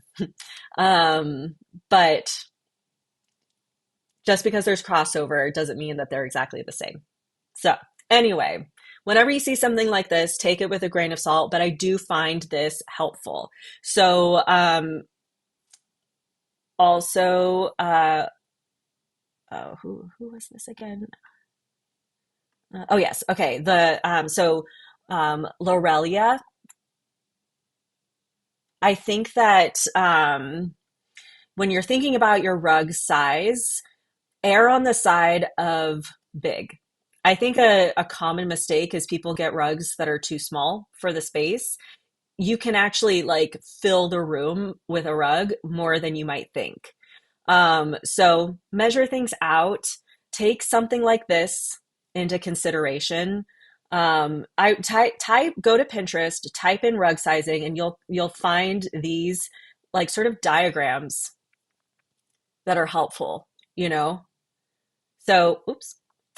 So just take a look and then consider in your own space and pick and choose what suggestions would work for your space. But I think in general, resist the urge to go too small. Like just because you live in a small apartment doesn't mean that your rug or furniture needs to be super small. So, hope that helps. Okay, Lauren Ambrose, how often do you switch up the decor in your apartment? I realize you just recently moved into this current place, and I figured out the arrangement. Oh, and figured out the arrangement of furniture and decor. Okay, I really don't switch up my decor very much. um, Now, in this apartment, I want to switch things up just because I don't feel done yet. Like I said, I feel this primal desire to paint my walls green. And I'm not sure if I'm going to get over that. I think I might just have to do it. Um, so so yeah, I don't feel done in here. Therefore, things are going to change. In the past though, like in my first studio, I never switched things out because I just felt really satisfied. Like I was talking about earlier, like I felt like once I got to a certain point, I felt satisfied and I once I feel like things are locked in, I don't really change. I'm very much a creature of habit. I tend to not switch things up very much once I get to a point where I feel good about it. But yeah, there will be changes in here. Sometimes I think about switching the layout again, um, to let's see, how do I describe the layout where my bed is against the big blank wall, you know? Um, I don't know though. I really like my bed up against like my headboard against the wallpaper. So I don't know. But I'm very much in a state of like trying to figure out like what isn't working, what do I need to do? So change will be coming just because I'm not done yet. Okay. Claire says, hi, happy Sunday. What do you consider as main influences on your style and honing the skills you have? Any related important moments in your journey with study, work, personal? Yes. Let's see. Influences. I think the biggest influence on my style, not just interior style, but also like my personal style, like my fashion sense, is music. I think music is the number one, like my taste in music kind of defines my entire like aesthetic as a person, you know? So I love rock and roll, and therefore I need my clothing and my apartment to have a certain rock and roll vibe. So yeah, I would say that is a huge influence. Like even when it's not directly influenced, like in my first studio, music was directly referenced. I had musicians like black and white canvases of musicians hanging up all over. And then in this apartment, since I just don't really have as much wall space, I don't have any of those musicians up. And so, but still, I feel like rock and roll is present in here, you know? So Music, like my taste in music is very much like in line with the dark, moody style that I gravitate towards. I like dark, moody music. I generally don't like like happy music. Like if a song sounds too happy and is just like in major chords the whole time, I it doesn't really hold my attention. I like dark, moody, um, like either sad or angry, uh, or like psychedelic music, you know? It's kind of and that like permeates throughout like all of the style choices that I make. Um, let's see. Any related important moments in your journey with study, work, personal? This is the same question. So, yeah, I think also probably living in New York for a few years influences some things. Same with LA, although definitely like you wouldn't think that I ever lived in LA because you think of like happy, sunny vibes from LA. But so I can't say it directly influences my style, but I'm sure it does in some way, you know.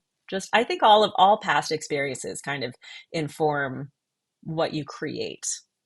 So, let me get back into the chat. My mom says I did go through a Spice Girl phase. Yes, I loved the Spice Girls. I was right at that age when the Spice Girls were popular.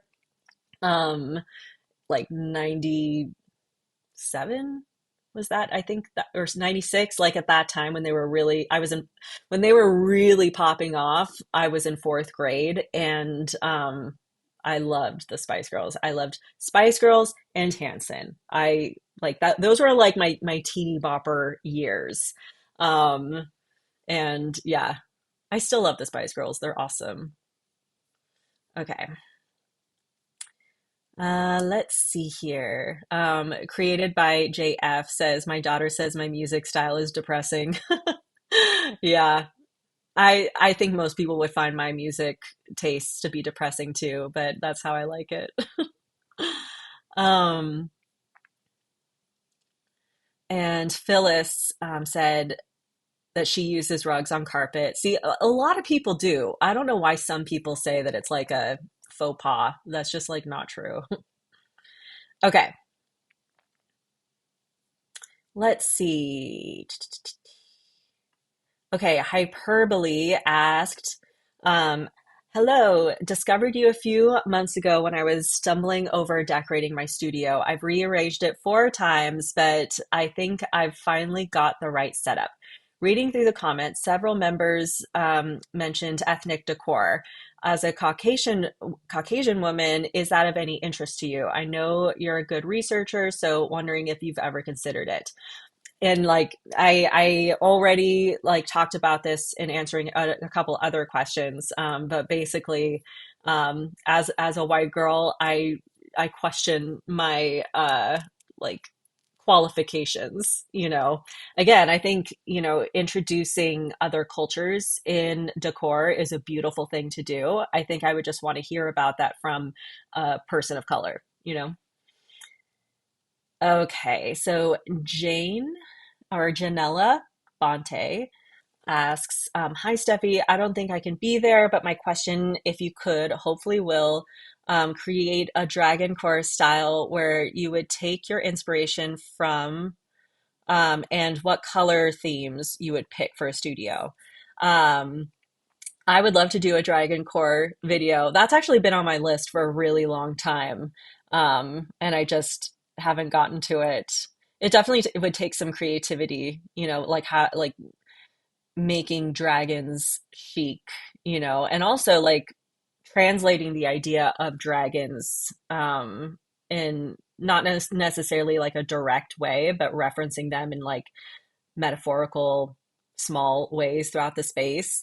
You know, like when I talk about styles, like especially these like themed styles, like these fantasy styles, I like sort of balancing between like interpreting the style in a not so direct way and then also directly representing the style. So like, how would I make dragon core like styling both interpretive and literal?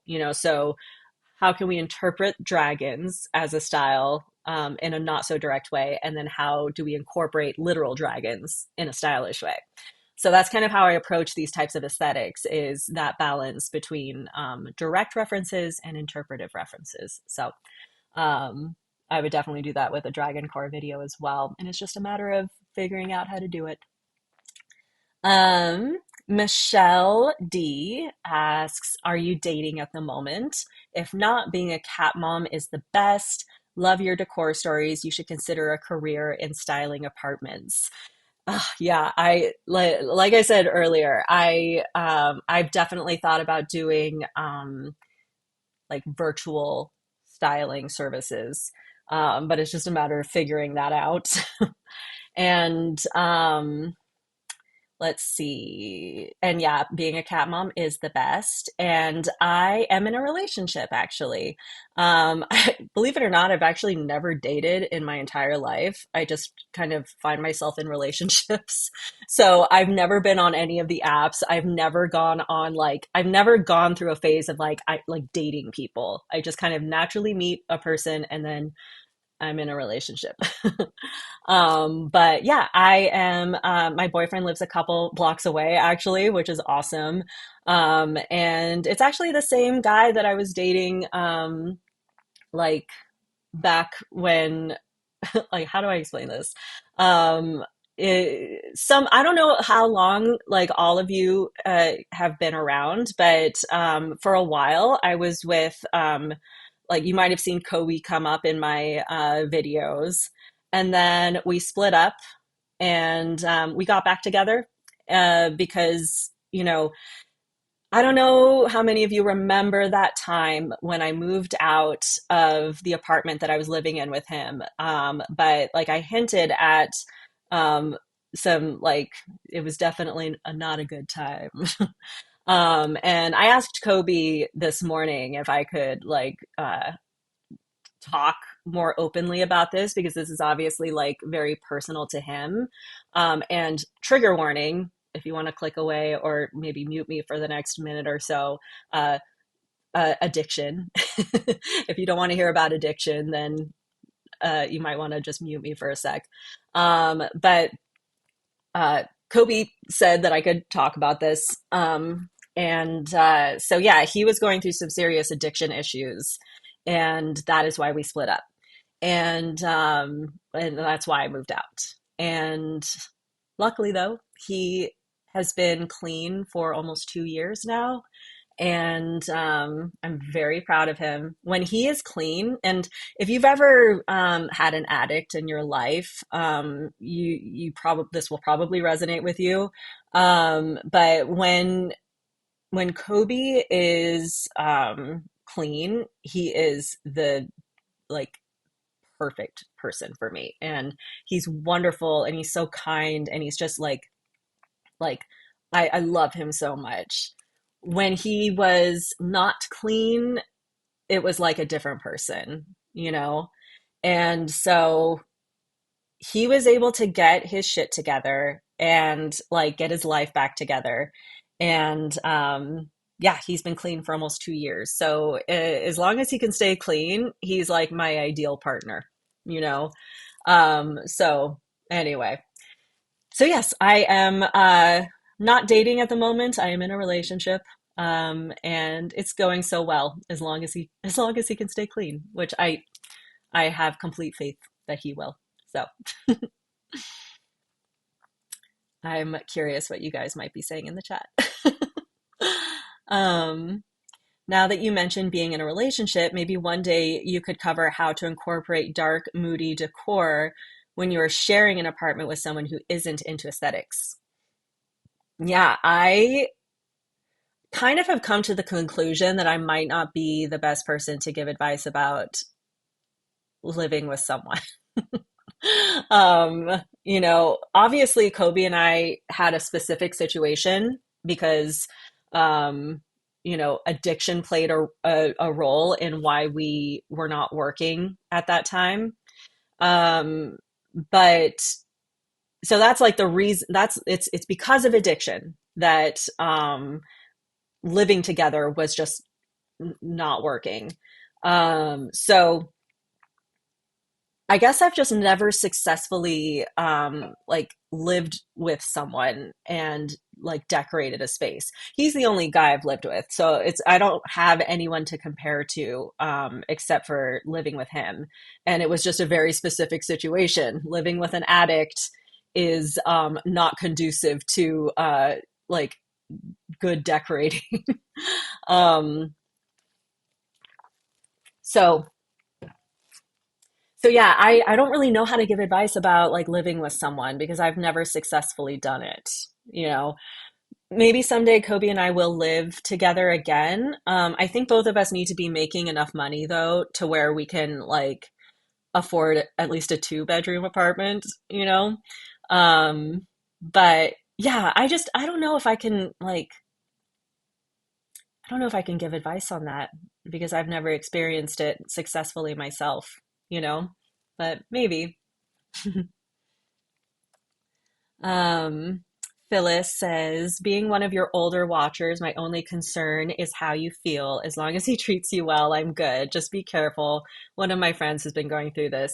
Oh yes, Phyllis, I know. It's very challenging. Like I had to work through some stuff. Like, you know, rebuilding trust is very hard. And, you know, addicts trust goes out the window, you know. And so I've been I like again, it's been almost 2 years of him being clean. And so I've had a good amount of time to sort of like recalibrate and like also get to know the real him again, you know, because when someone's an addict, it's like they're just not their real self. It's like a monster takes over. And so getting to like know the real Kobe again has been delightful. And like I've never laughed so much in a relationship. Like we laugh so much, we bounce off of each other so much, and it's truly wonderful. But I have been very cautious. Like I mean, like again, it's been a couple years now, so I was cautious at first. Now I feel like pretty comfortable again. Like trust has been rebuilding. But definitely know that I, you know, having gone through what I went through with him and, you know, experiencing addiction, um, I definitely am more protective of myself than I was before, I guess. So don't worry about me. Trust me, if he is not able to stay clean, then oh God, even thinking about that makes me feel sad. Um, so yeah, I am careful. Just I like I feel like I am uh, in a good place with it, and also protecting myself from any sort of like problems that might arise. But I also just need to have faith that he's going to stay clean, you know? So, um, I remember your tough times. Just glad that you're happy. Laughter is a good sign, though. Yeah. I mean, it's hard. It's rare to find someone that you laugh with this much. Like, that's one of the reasons why, like, I kind of took a chance on him again is, um, the laughter is like when you're able to bounce off someone and like have this witty banter and, you know, just laugh so much. It's like a rare, wonderful thing. So it's hard to let go of. Okay, we are almost at the end of these. Um, okay, HD37 says, hello. Where and what sort of home would be your dream home? Or would you have multiple homes? Well, like I said, I would love to have multiple homes and then decorate each one differently. Um, but living in reality, um, I think just like an old home that has a lot of character and like interesting elements to it, like not a cookie cutter new build, but you know, something that has character, but also is modern enough to where it's not like dingy, you know? Um, like a I love a good spiral staircase or like, custom wood, things like that, but has been kept up nicely, you know? Um, so yeah, I can't really think of like what era specifically. I mean, like a Victorian home would be awesome. Maybe an arts and crafts style home would be really cool. Um, so hyperbole. Oh, I am live. Um, Phyllis asked, have you picked up any clients yet? Is that something you're interested in? Yeah, like I said, it's something that I've had on my mind for years now. Starting a like virtual styling service. It's just a matter of figuring out the right way to do it because I want to actually be helpful, and it's like, how do I actually help people style their spaces virtually? And I know it exists. There are other people that do it. But I just want to make sure that I do it in a way that's actually like really works for the person on the receiving end of it. Um, so yeah, I have to figure out like the logistics of it, and also again, like just finding the time. Video creation pretty much takes up my life. So the Wild Witch asked, hi, Steffi and Helo. I love your channel. This is a question and a request. Is dark green academia a thing? And can you do a future video on it? Yes, definitely. Of course, it's a thing. And yes, I would love to do a video on it. I feel like my first two green academia videos were already kind of inherently dark just because that's what I gravitate towards. So like the decor pieces I was featuring and the like the rooms that I mocked up for the videos kind of lean towards dark and moody already, just because that's how I function. Um, and But I do like the idea of circling back to green academia and making it um like really dark, like leaning into the darkness more. So yeah, I would love to do that. And then, do you have specific ways to blend your pet stuff to fit your aesthetic? In my particular case, Hilo, I used to have pet stuff for her, but she just like showed no interest. She just wants to be on my lap all the time. And so I personally don't really have pet stuff like a cat tree or things like that. Um, but I did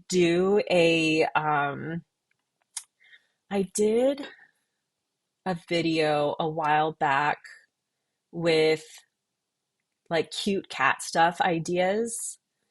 Um, let's see. I'll show you. It's funny because here it is. Yeah. It did not do well. It's like maybe my worst performing video ever. But if you want some ideas on like cute cat furniture and like cat stuff that would look aesthetically pleasing in a room, then check out this video. This has some ideas. And trust me, it's a good video despite the the low view count. Man, YouTube is like so confusing sometimes. Okay. And then the Wild Witch also asks, I have limited vision. Can you incorporate more decor into your videos that involves other senses too, not just the visuals? Yes, I'm a huge believer in multisensory decorating. Like, it's not just about looking at things, it's also the touch, it's also the smell, especially the smell. And like kind of creating like an atmosphere, not just prettiness in a space. So yeah, I actually there's a video that I did.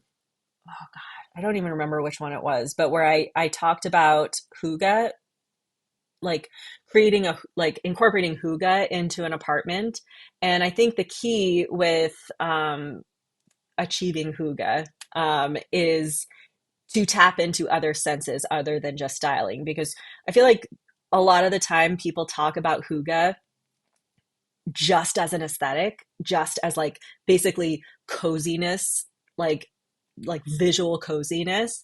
And yes, it is that, but there's it's also about experience. It's also about the other senses. And so I believe it was, let's see, it was back a little bit.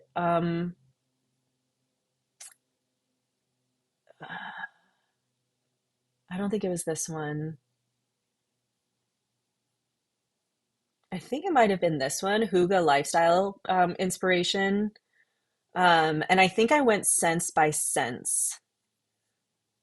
Um, oh yeah, okay. Well, I don't know. I don't remember if this is the video I'm thinking of, but this is one that is not just about like the visual side of things, but it's also the experience. So you might want to check that one out. Or if it's not that one, there's just search for Huga on my channel. You know, you can like search videos. Oops, that's not how you spell Huga.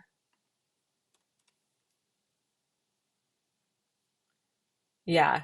Honestly, just watch any of my Huga videos because the way I approach Huga is um, to address it not just visually, but engaging all of the senses. Because I really think that Huga is something that should be approached not just visually, but multi sensorily. We're just gonna we're just gonna move on from that misuse of words.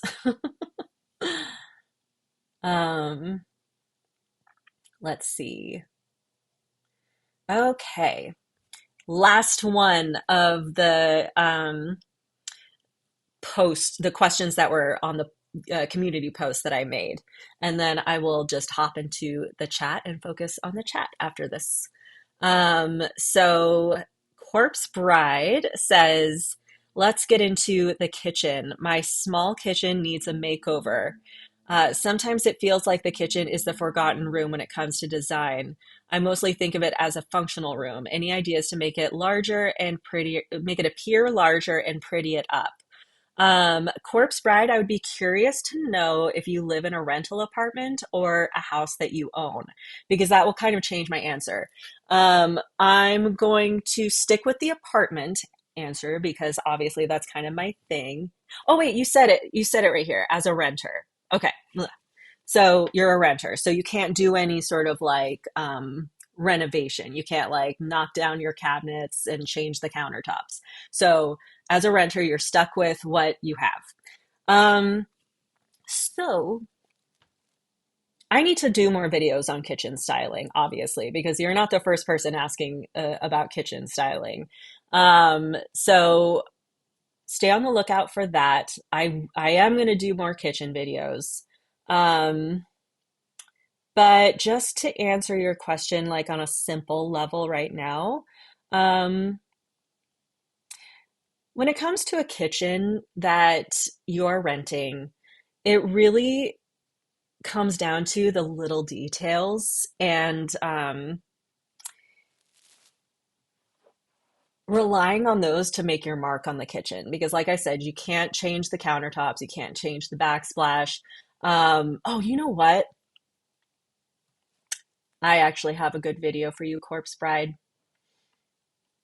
This one that I did when I was living in my last apartment. I think this video, I think answers your question. This one. Um, New apartment decorating part 6, my cozy kitchen styling. This video has like I talk oh wait, no no no no no. Wait, it's not this one. This was me. Okay, scratch this. You can watch this one too. But why am I not finding it? That one was more me decorating my kitchen, but this one is the one I'm talking about. Small apartment kitchen ideas, simple ways to make your tiny kitchen pretty. Even the title just like answers, like addresses your question, Corpse Bride. So look for this. Again, you can just search my channel, type in kitchen. This one will come up. And this one pretty much answers your question in video form. So I would give this a watch, and I will also try to do more kitchen styling videos. Oh, look, I also pulled up Instagram in case I wanted to show, like look at this. Oh my God. This I talked about Moody Whimsical Forest in a recent video. One of the Green Academia videos, I think. Um, and so she comes up on my feed a lot, and it's just honestly one of the most beautiful spaces I've ever seen. Yeah, just take it in. So pretty. Okay, so we are now through all of the questions. So now I am going to focus on chat now, which means I can switch this. I have a different camera, like just like a smaller sort of web camera for this. So it's not my usual camera that I use for my normal videos, and so it's not. I'm one. It's it's never comfortable seeing yourself, you know. So I'm like seeing myself, and I'm like, "Ugh, ugh, okay. Anyway, it really messes with you. I'm not gonna lie. The fact that I spend hours and hours editing myself and seeing my face, um, it's not the healthiest way to live, So I feel like I don't have like a normal relationship with my face, just having seen so much of it, editing myself and being a YouTube person. Ugh. Anyway, um, okay. Now I'm going to focus on chat. My mom said, I remember shopping in downtown Snoqualmie for your kitchen. You did a video on that. Yes, that was the first video that I accidentally clicked. And I see Corpse Bride is in here too. So yes, Corpse Bride was the one who asked about kitchen styling. So Corpse Bride, watch. I would say watch both of those videos. The one that my mom just mentioned, that was the one that was like decorating my apartment part 6 or something, and then also do the tips based one. And I feel like between those two, you'll probably walk away with like a decent amount of inspiration. Okay, Sylvie 707 says, "Hi, great to catch a live question. Could you do a French deco themed bedroom? No French country, please. Something classic for a relatively small bedroom." Yes, I would love to do that. Anything French, and with a French influence, I think is always a delicious like aesthetic to cover. When you say deco, do you mean like art deco? But like a French art deco? That would be awesome. I would love that. I will add it to my list for sure. And Goni says, I've only ever owned bunny rabbits. Oh my God. But I'll just check out the cat video and adapt it accordingly. Yeah, I bet there could be some crossover between like bunny and cat life. Phyllis says, I can relate. Long story short, I recently heard myself singing. I question whether I should pursue it. Yeah, you'll get used to it. Yeah, there's something about like perceiving yourself, you know, and not just from looking in the mirror, like actually perceiving yourself like on camera or any which way. It can be a little jarring. Um, Oh, and Goni says that this is the first live she's sat through. Oh, welcome to the life of watching live videos. I am very well versed in it. I love a good live video with like a creator that I love. So I'm glad to have been your first. Okay. Vicky Hall says, my daughter, I think is what you mean. My daughter is an addict. She's 47 and it's hard. I know. I've even had some PTSD myself at times. Love you. Take care, Steph. Oh, thank you, Vicky. I know it's really it's quite an experience having an addict in your life. My goodness, I had never experienced it before. And it's one of those things where you really don't know what it's like until you've gone through it. And it is really something. Um, I totally get you. I've had my own space for myself for like ever. And thanks for your honesty and transparency. So happy that your relationship is blossoming once again. Thank you, Ngoni. Um, yeah, it's honestly, it's been in a consistently good place for 2 years now. So, yeah, it's it's been really great. So I'm just letting myself be happy in it, while still also, having kind of a trauma informed view on it as well. Let's see. Do you have a video about styling around Ghibli? I'd like to do my room like Kiki's delivery service.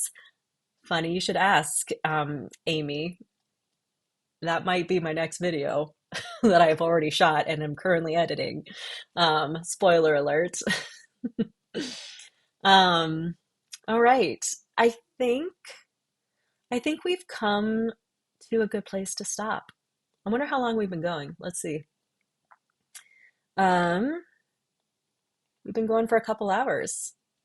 That's I'm proud of that. That's awesome. Um, let me think. If there's anything else I wanted to cover. I think that from here, if you have any ideas on like topics that I could cover in a live format, like really think about what you would enjoy. And then feel free to like comment on any of my videos or this post or in the chat, but the chat will close soon. Um, just if you think of anything, let me know in some way. Because again, I want my lives to be a little more focused than today's was. Like today was sort of the test run, and an Ask Me Anything is kind of a good way to do that. And so yeah, I want the future videos to have more of a topic, while still like I also like want them to be loose in terms of like if I think of something I want to show you, I'll show it to you and react to the chat and see where things go. But there will be like a through line at least.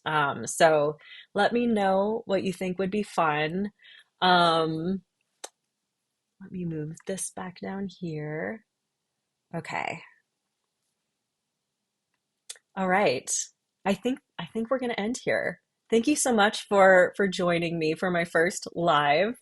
I'm hoping that I or not hoping, I'm planning on, getting a little better at this.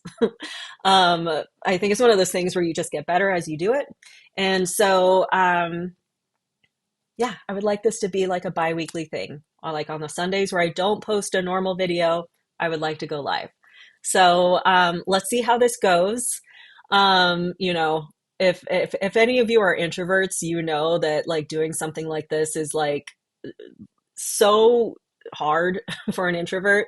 But I also have like my actor side of me that is like, even though I'm an introvert, I also have this need to like perform for people. And so it's like this kind of like sort of contradictory way of living that I've been like since I was a kid.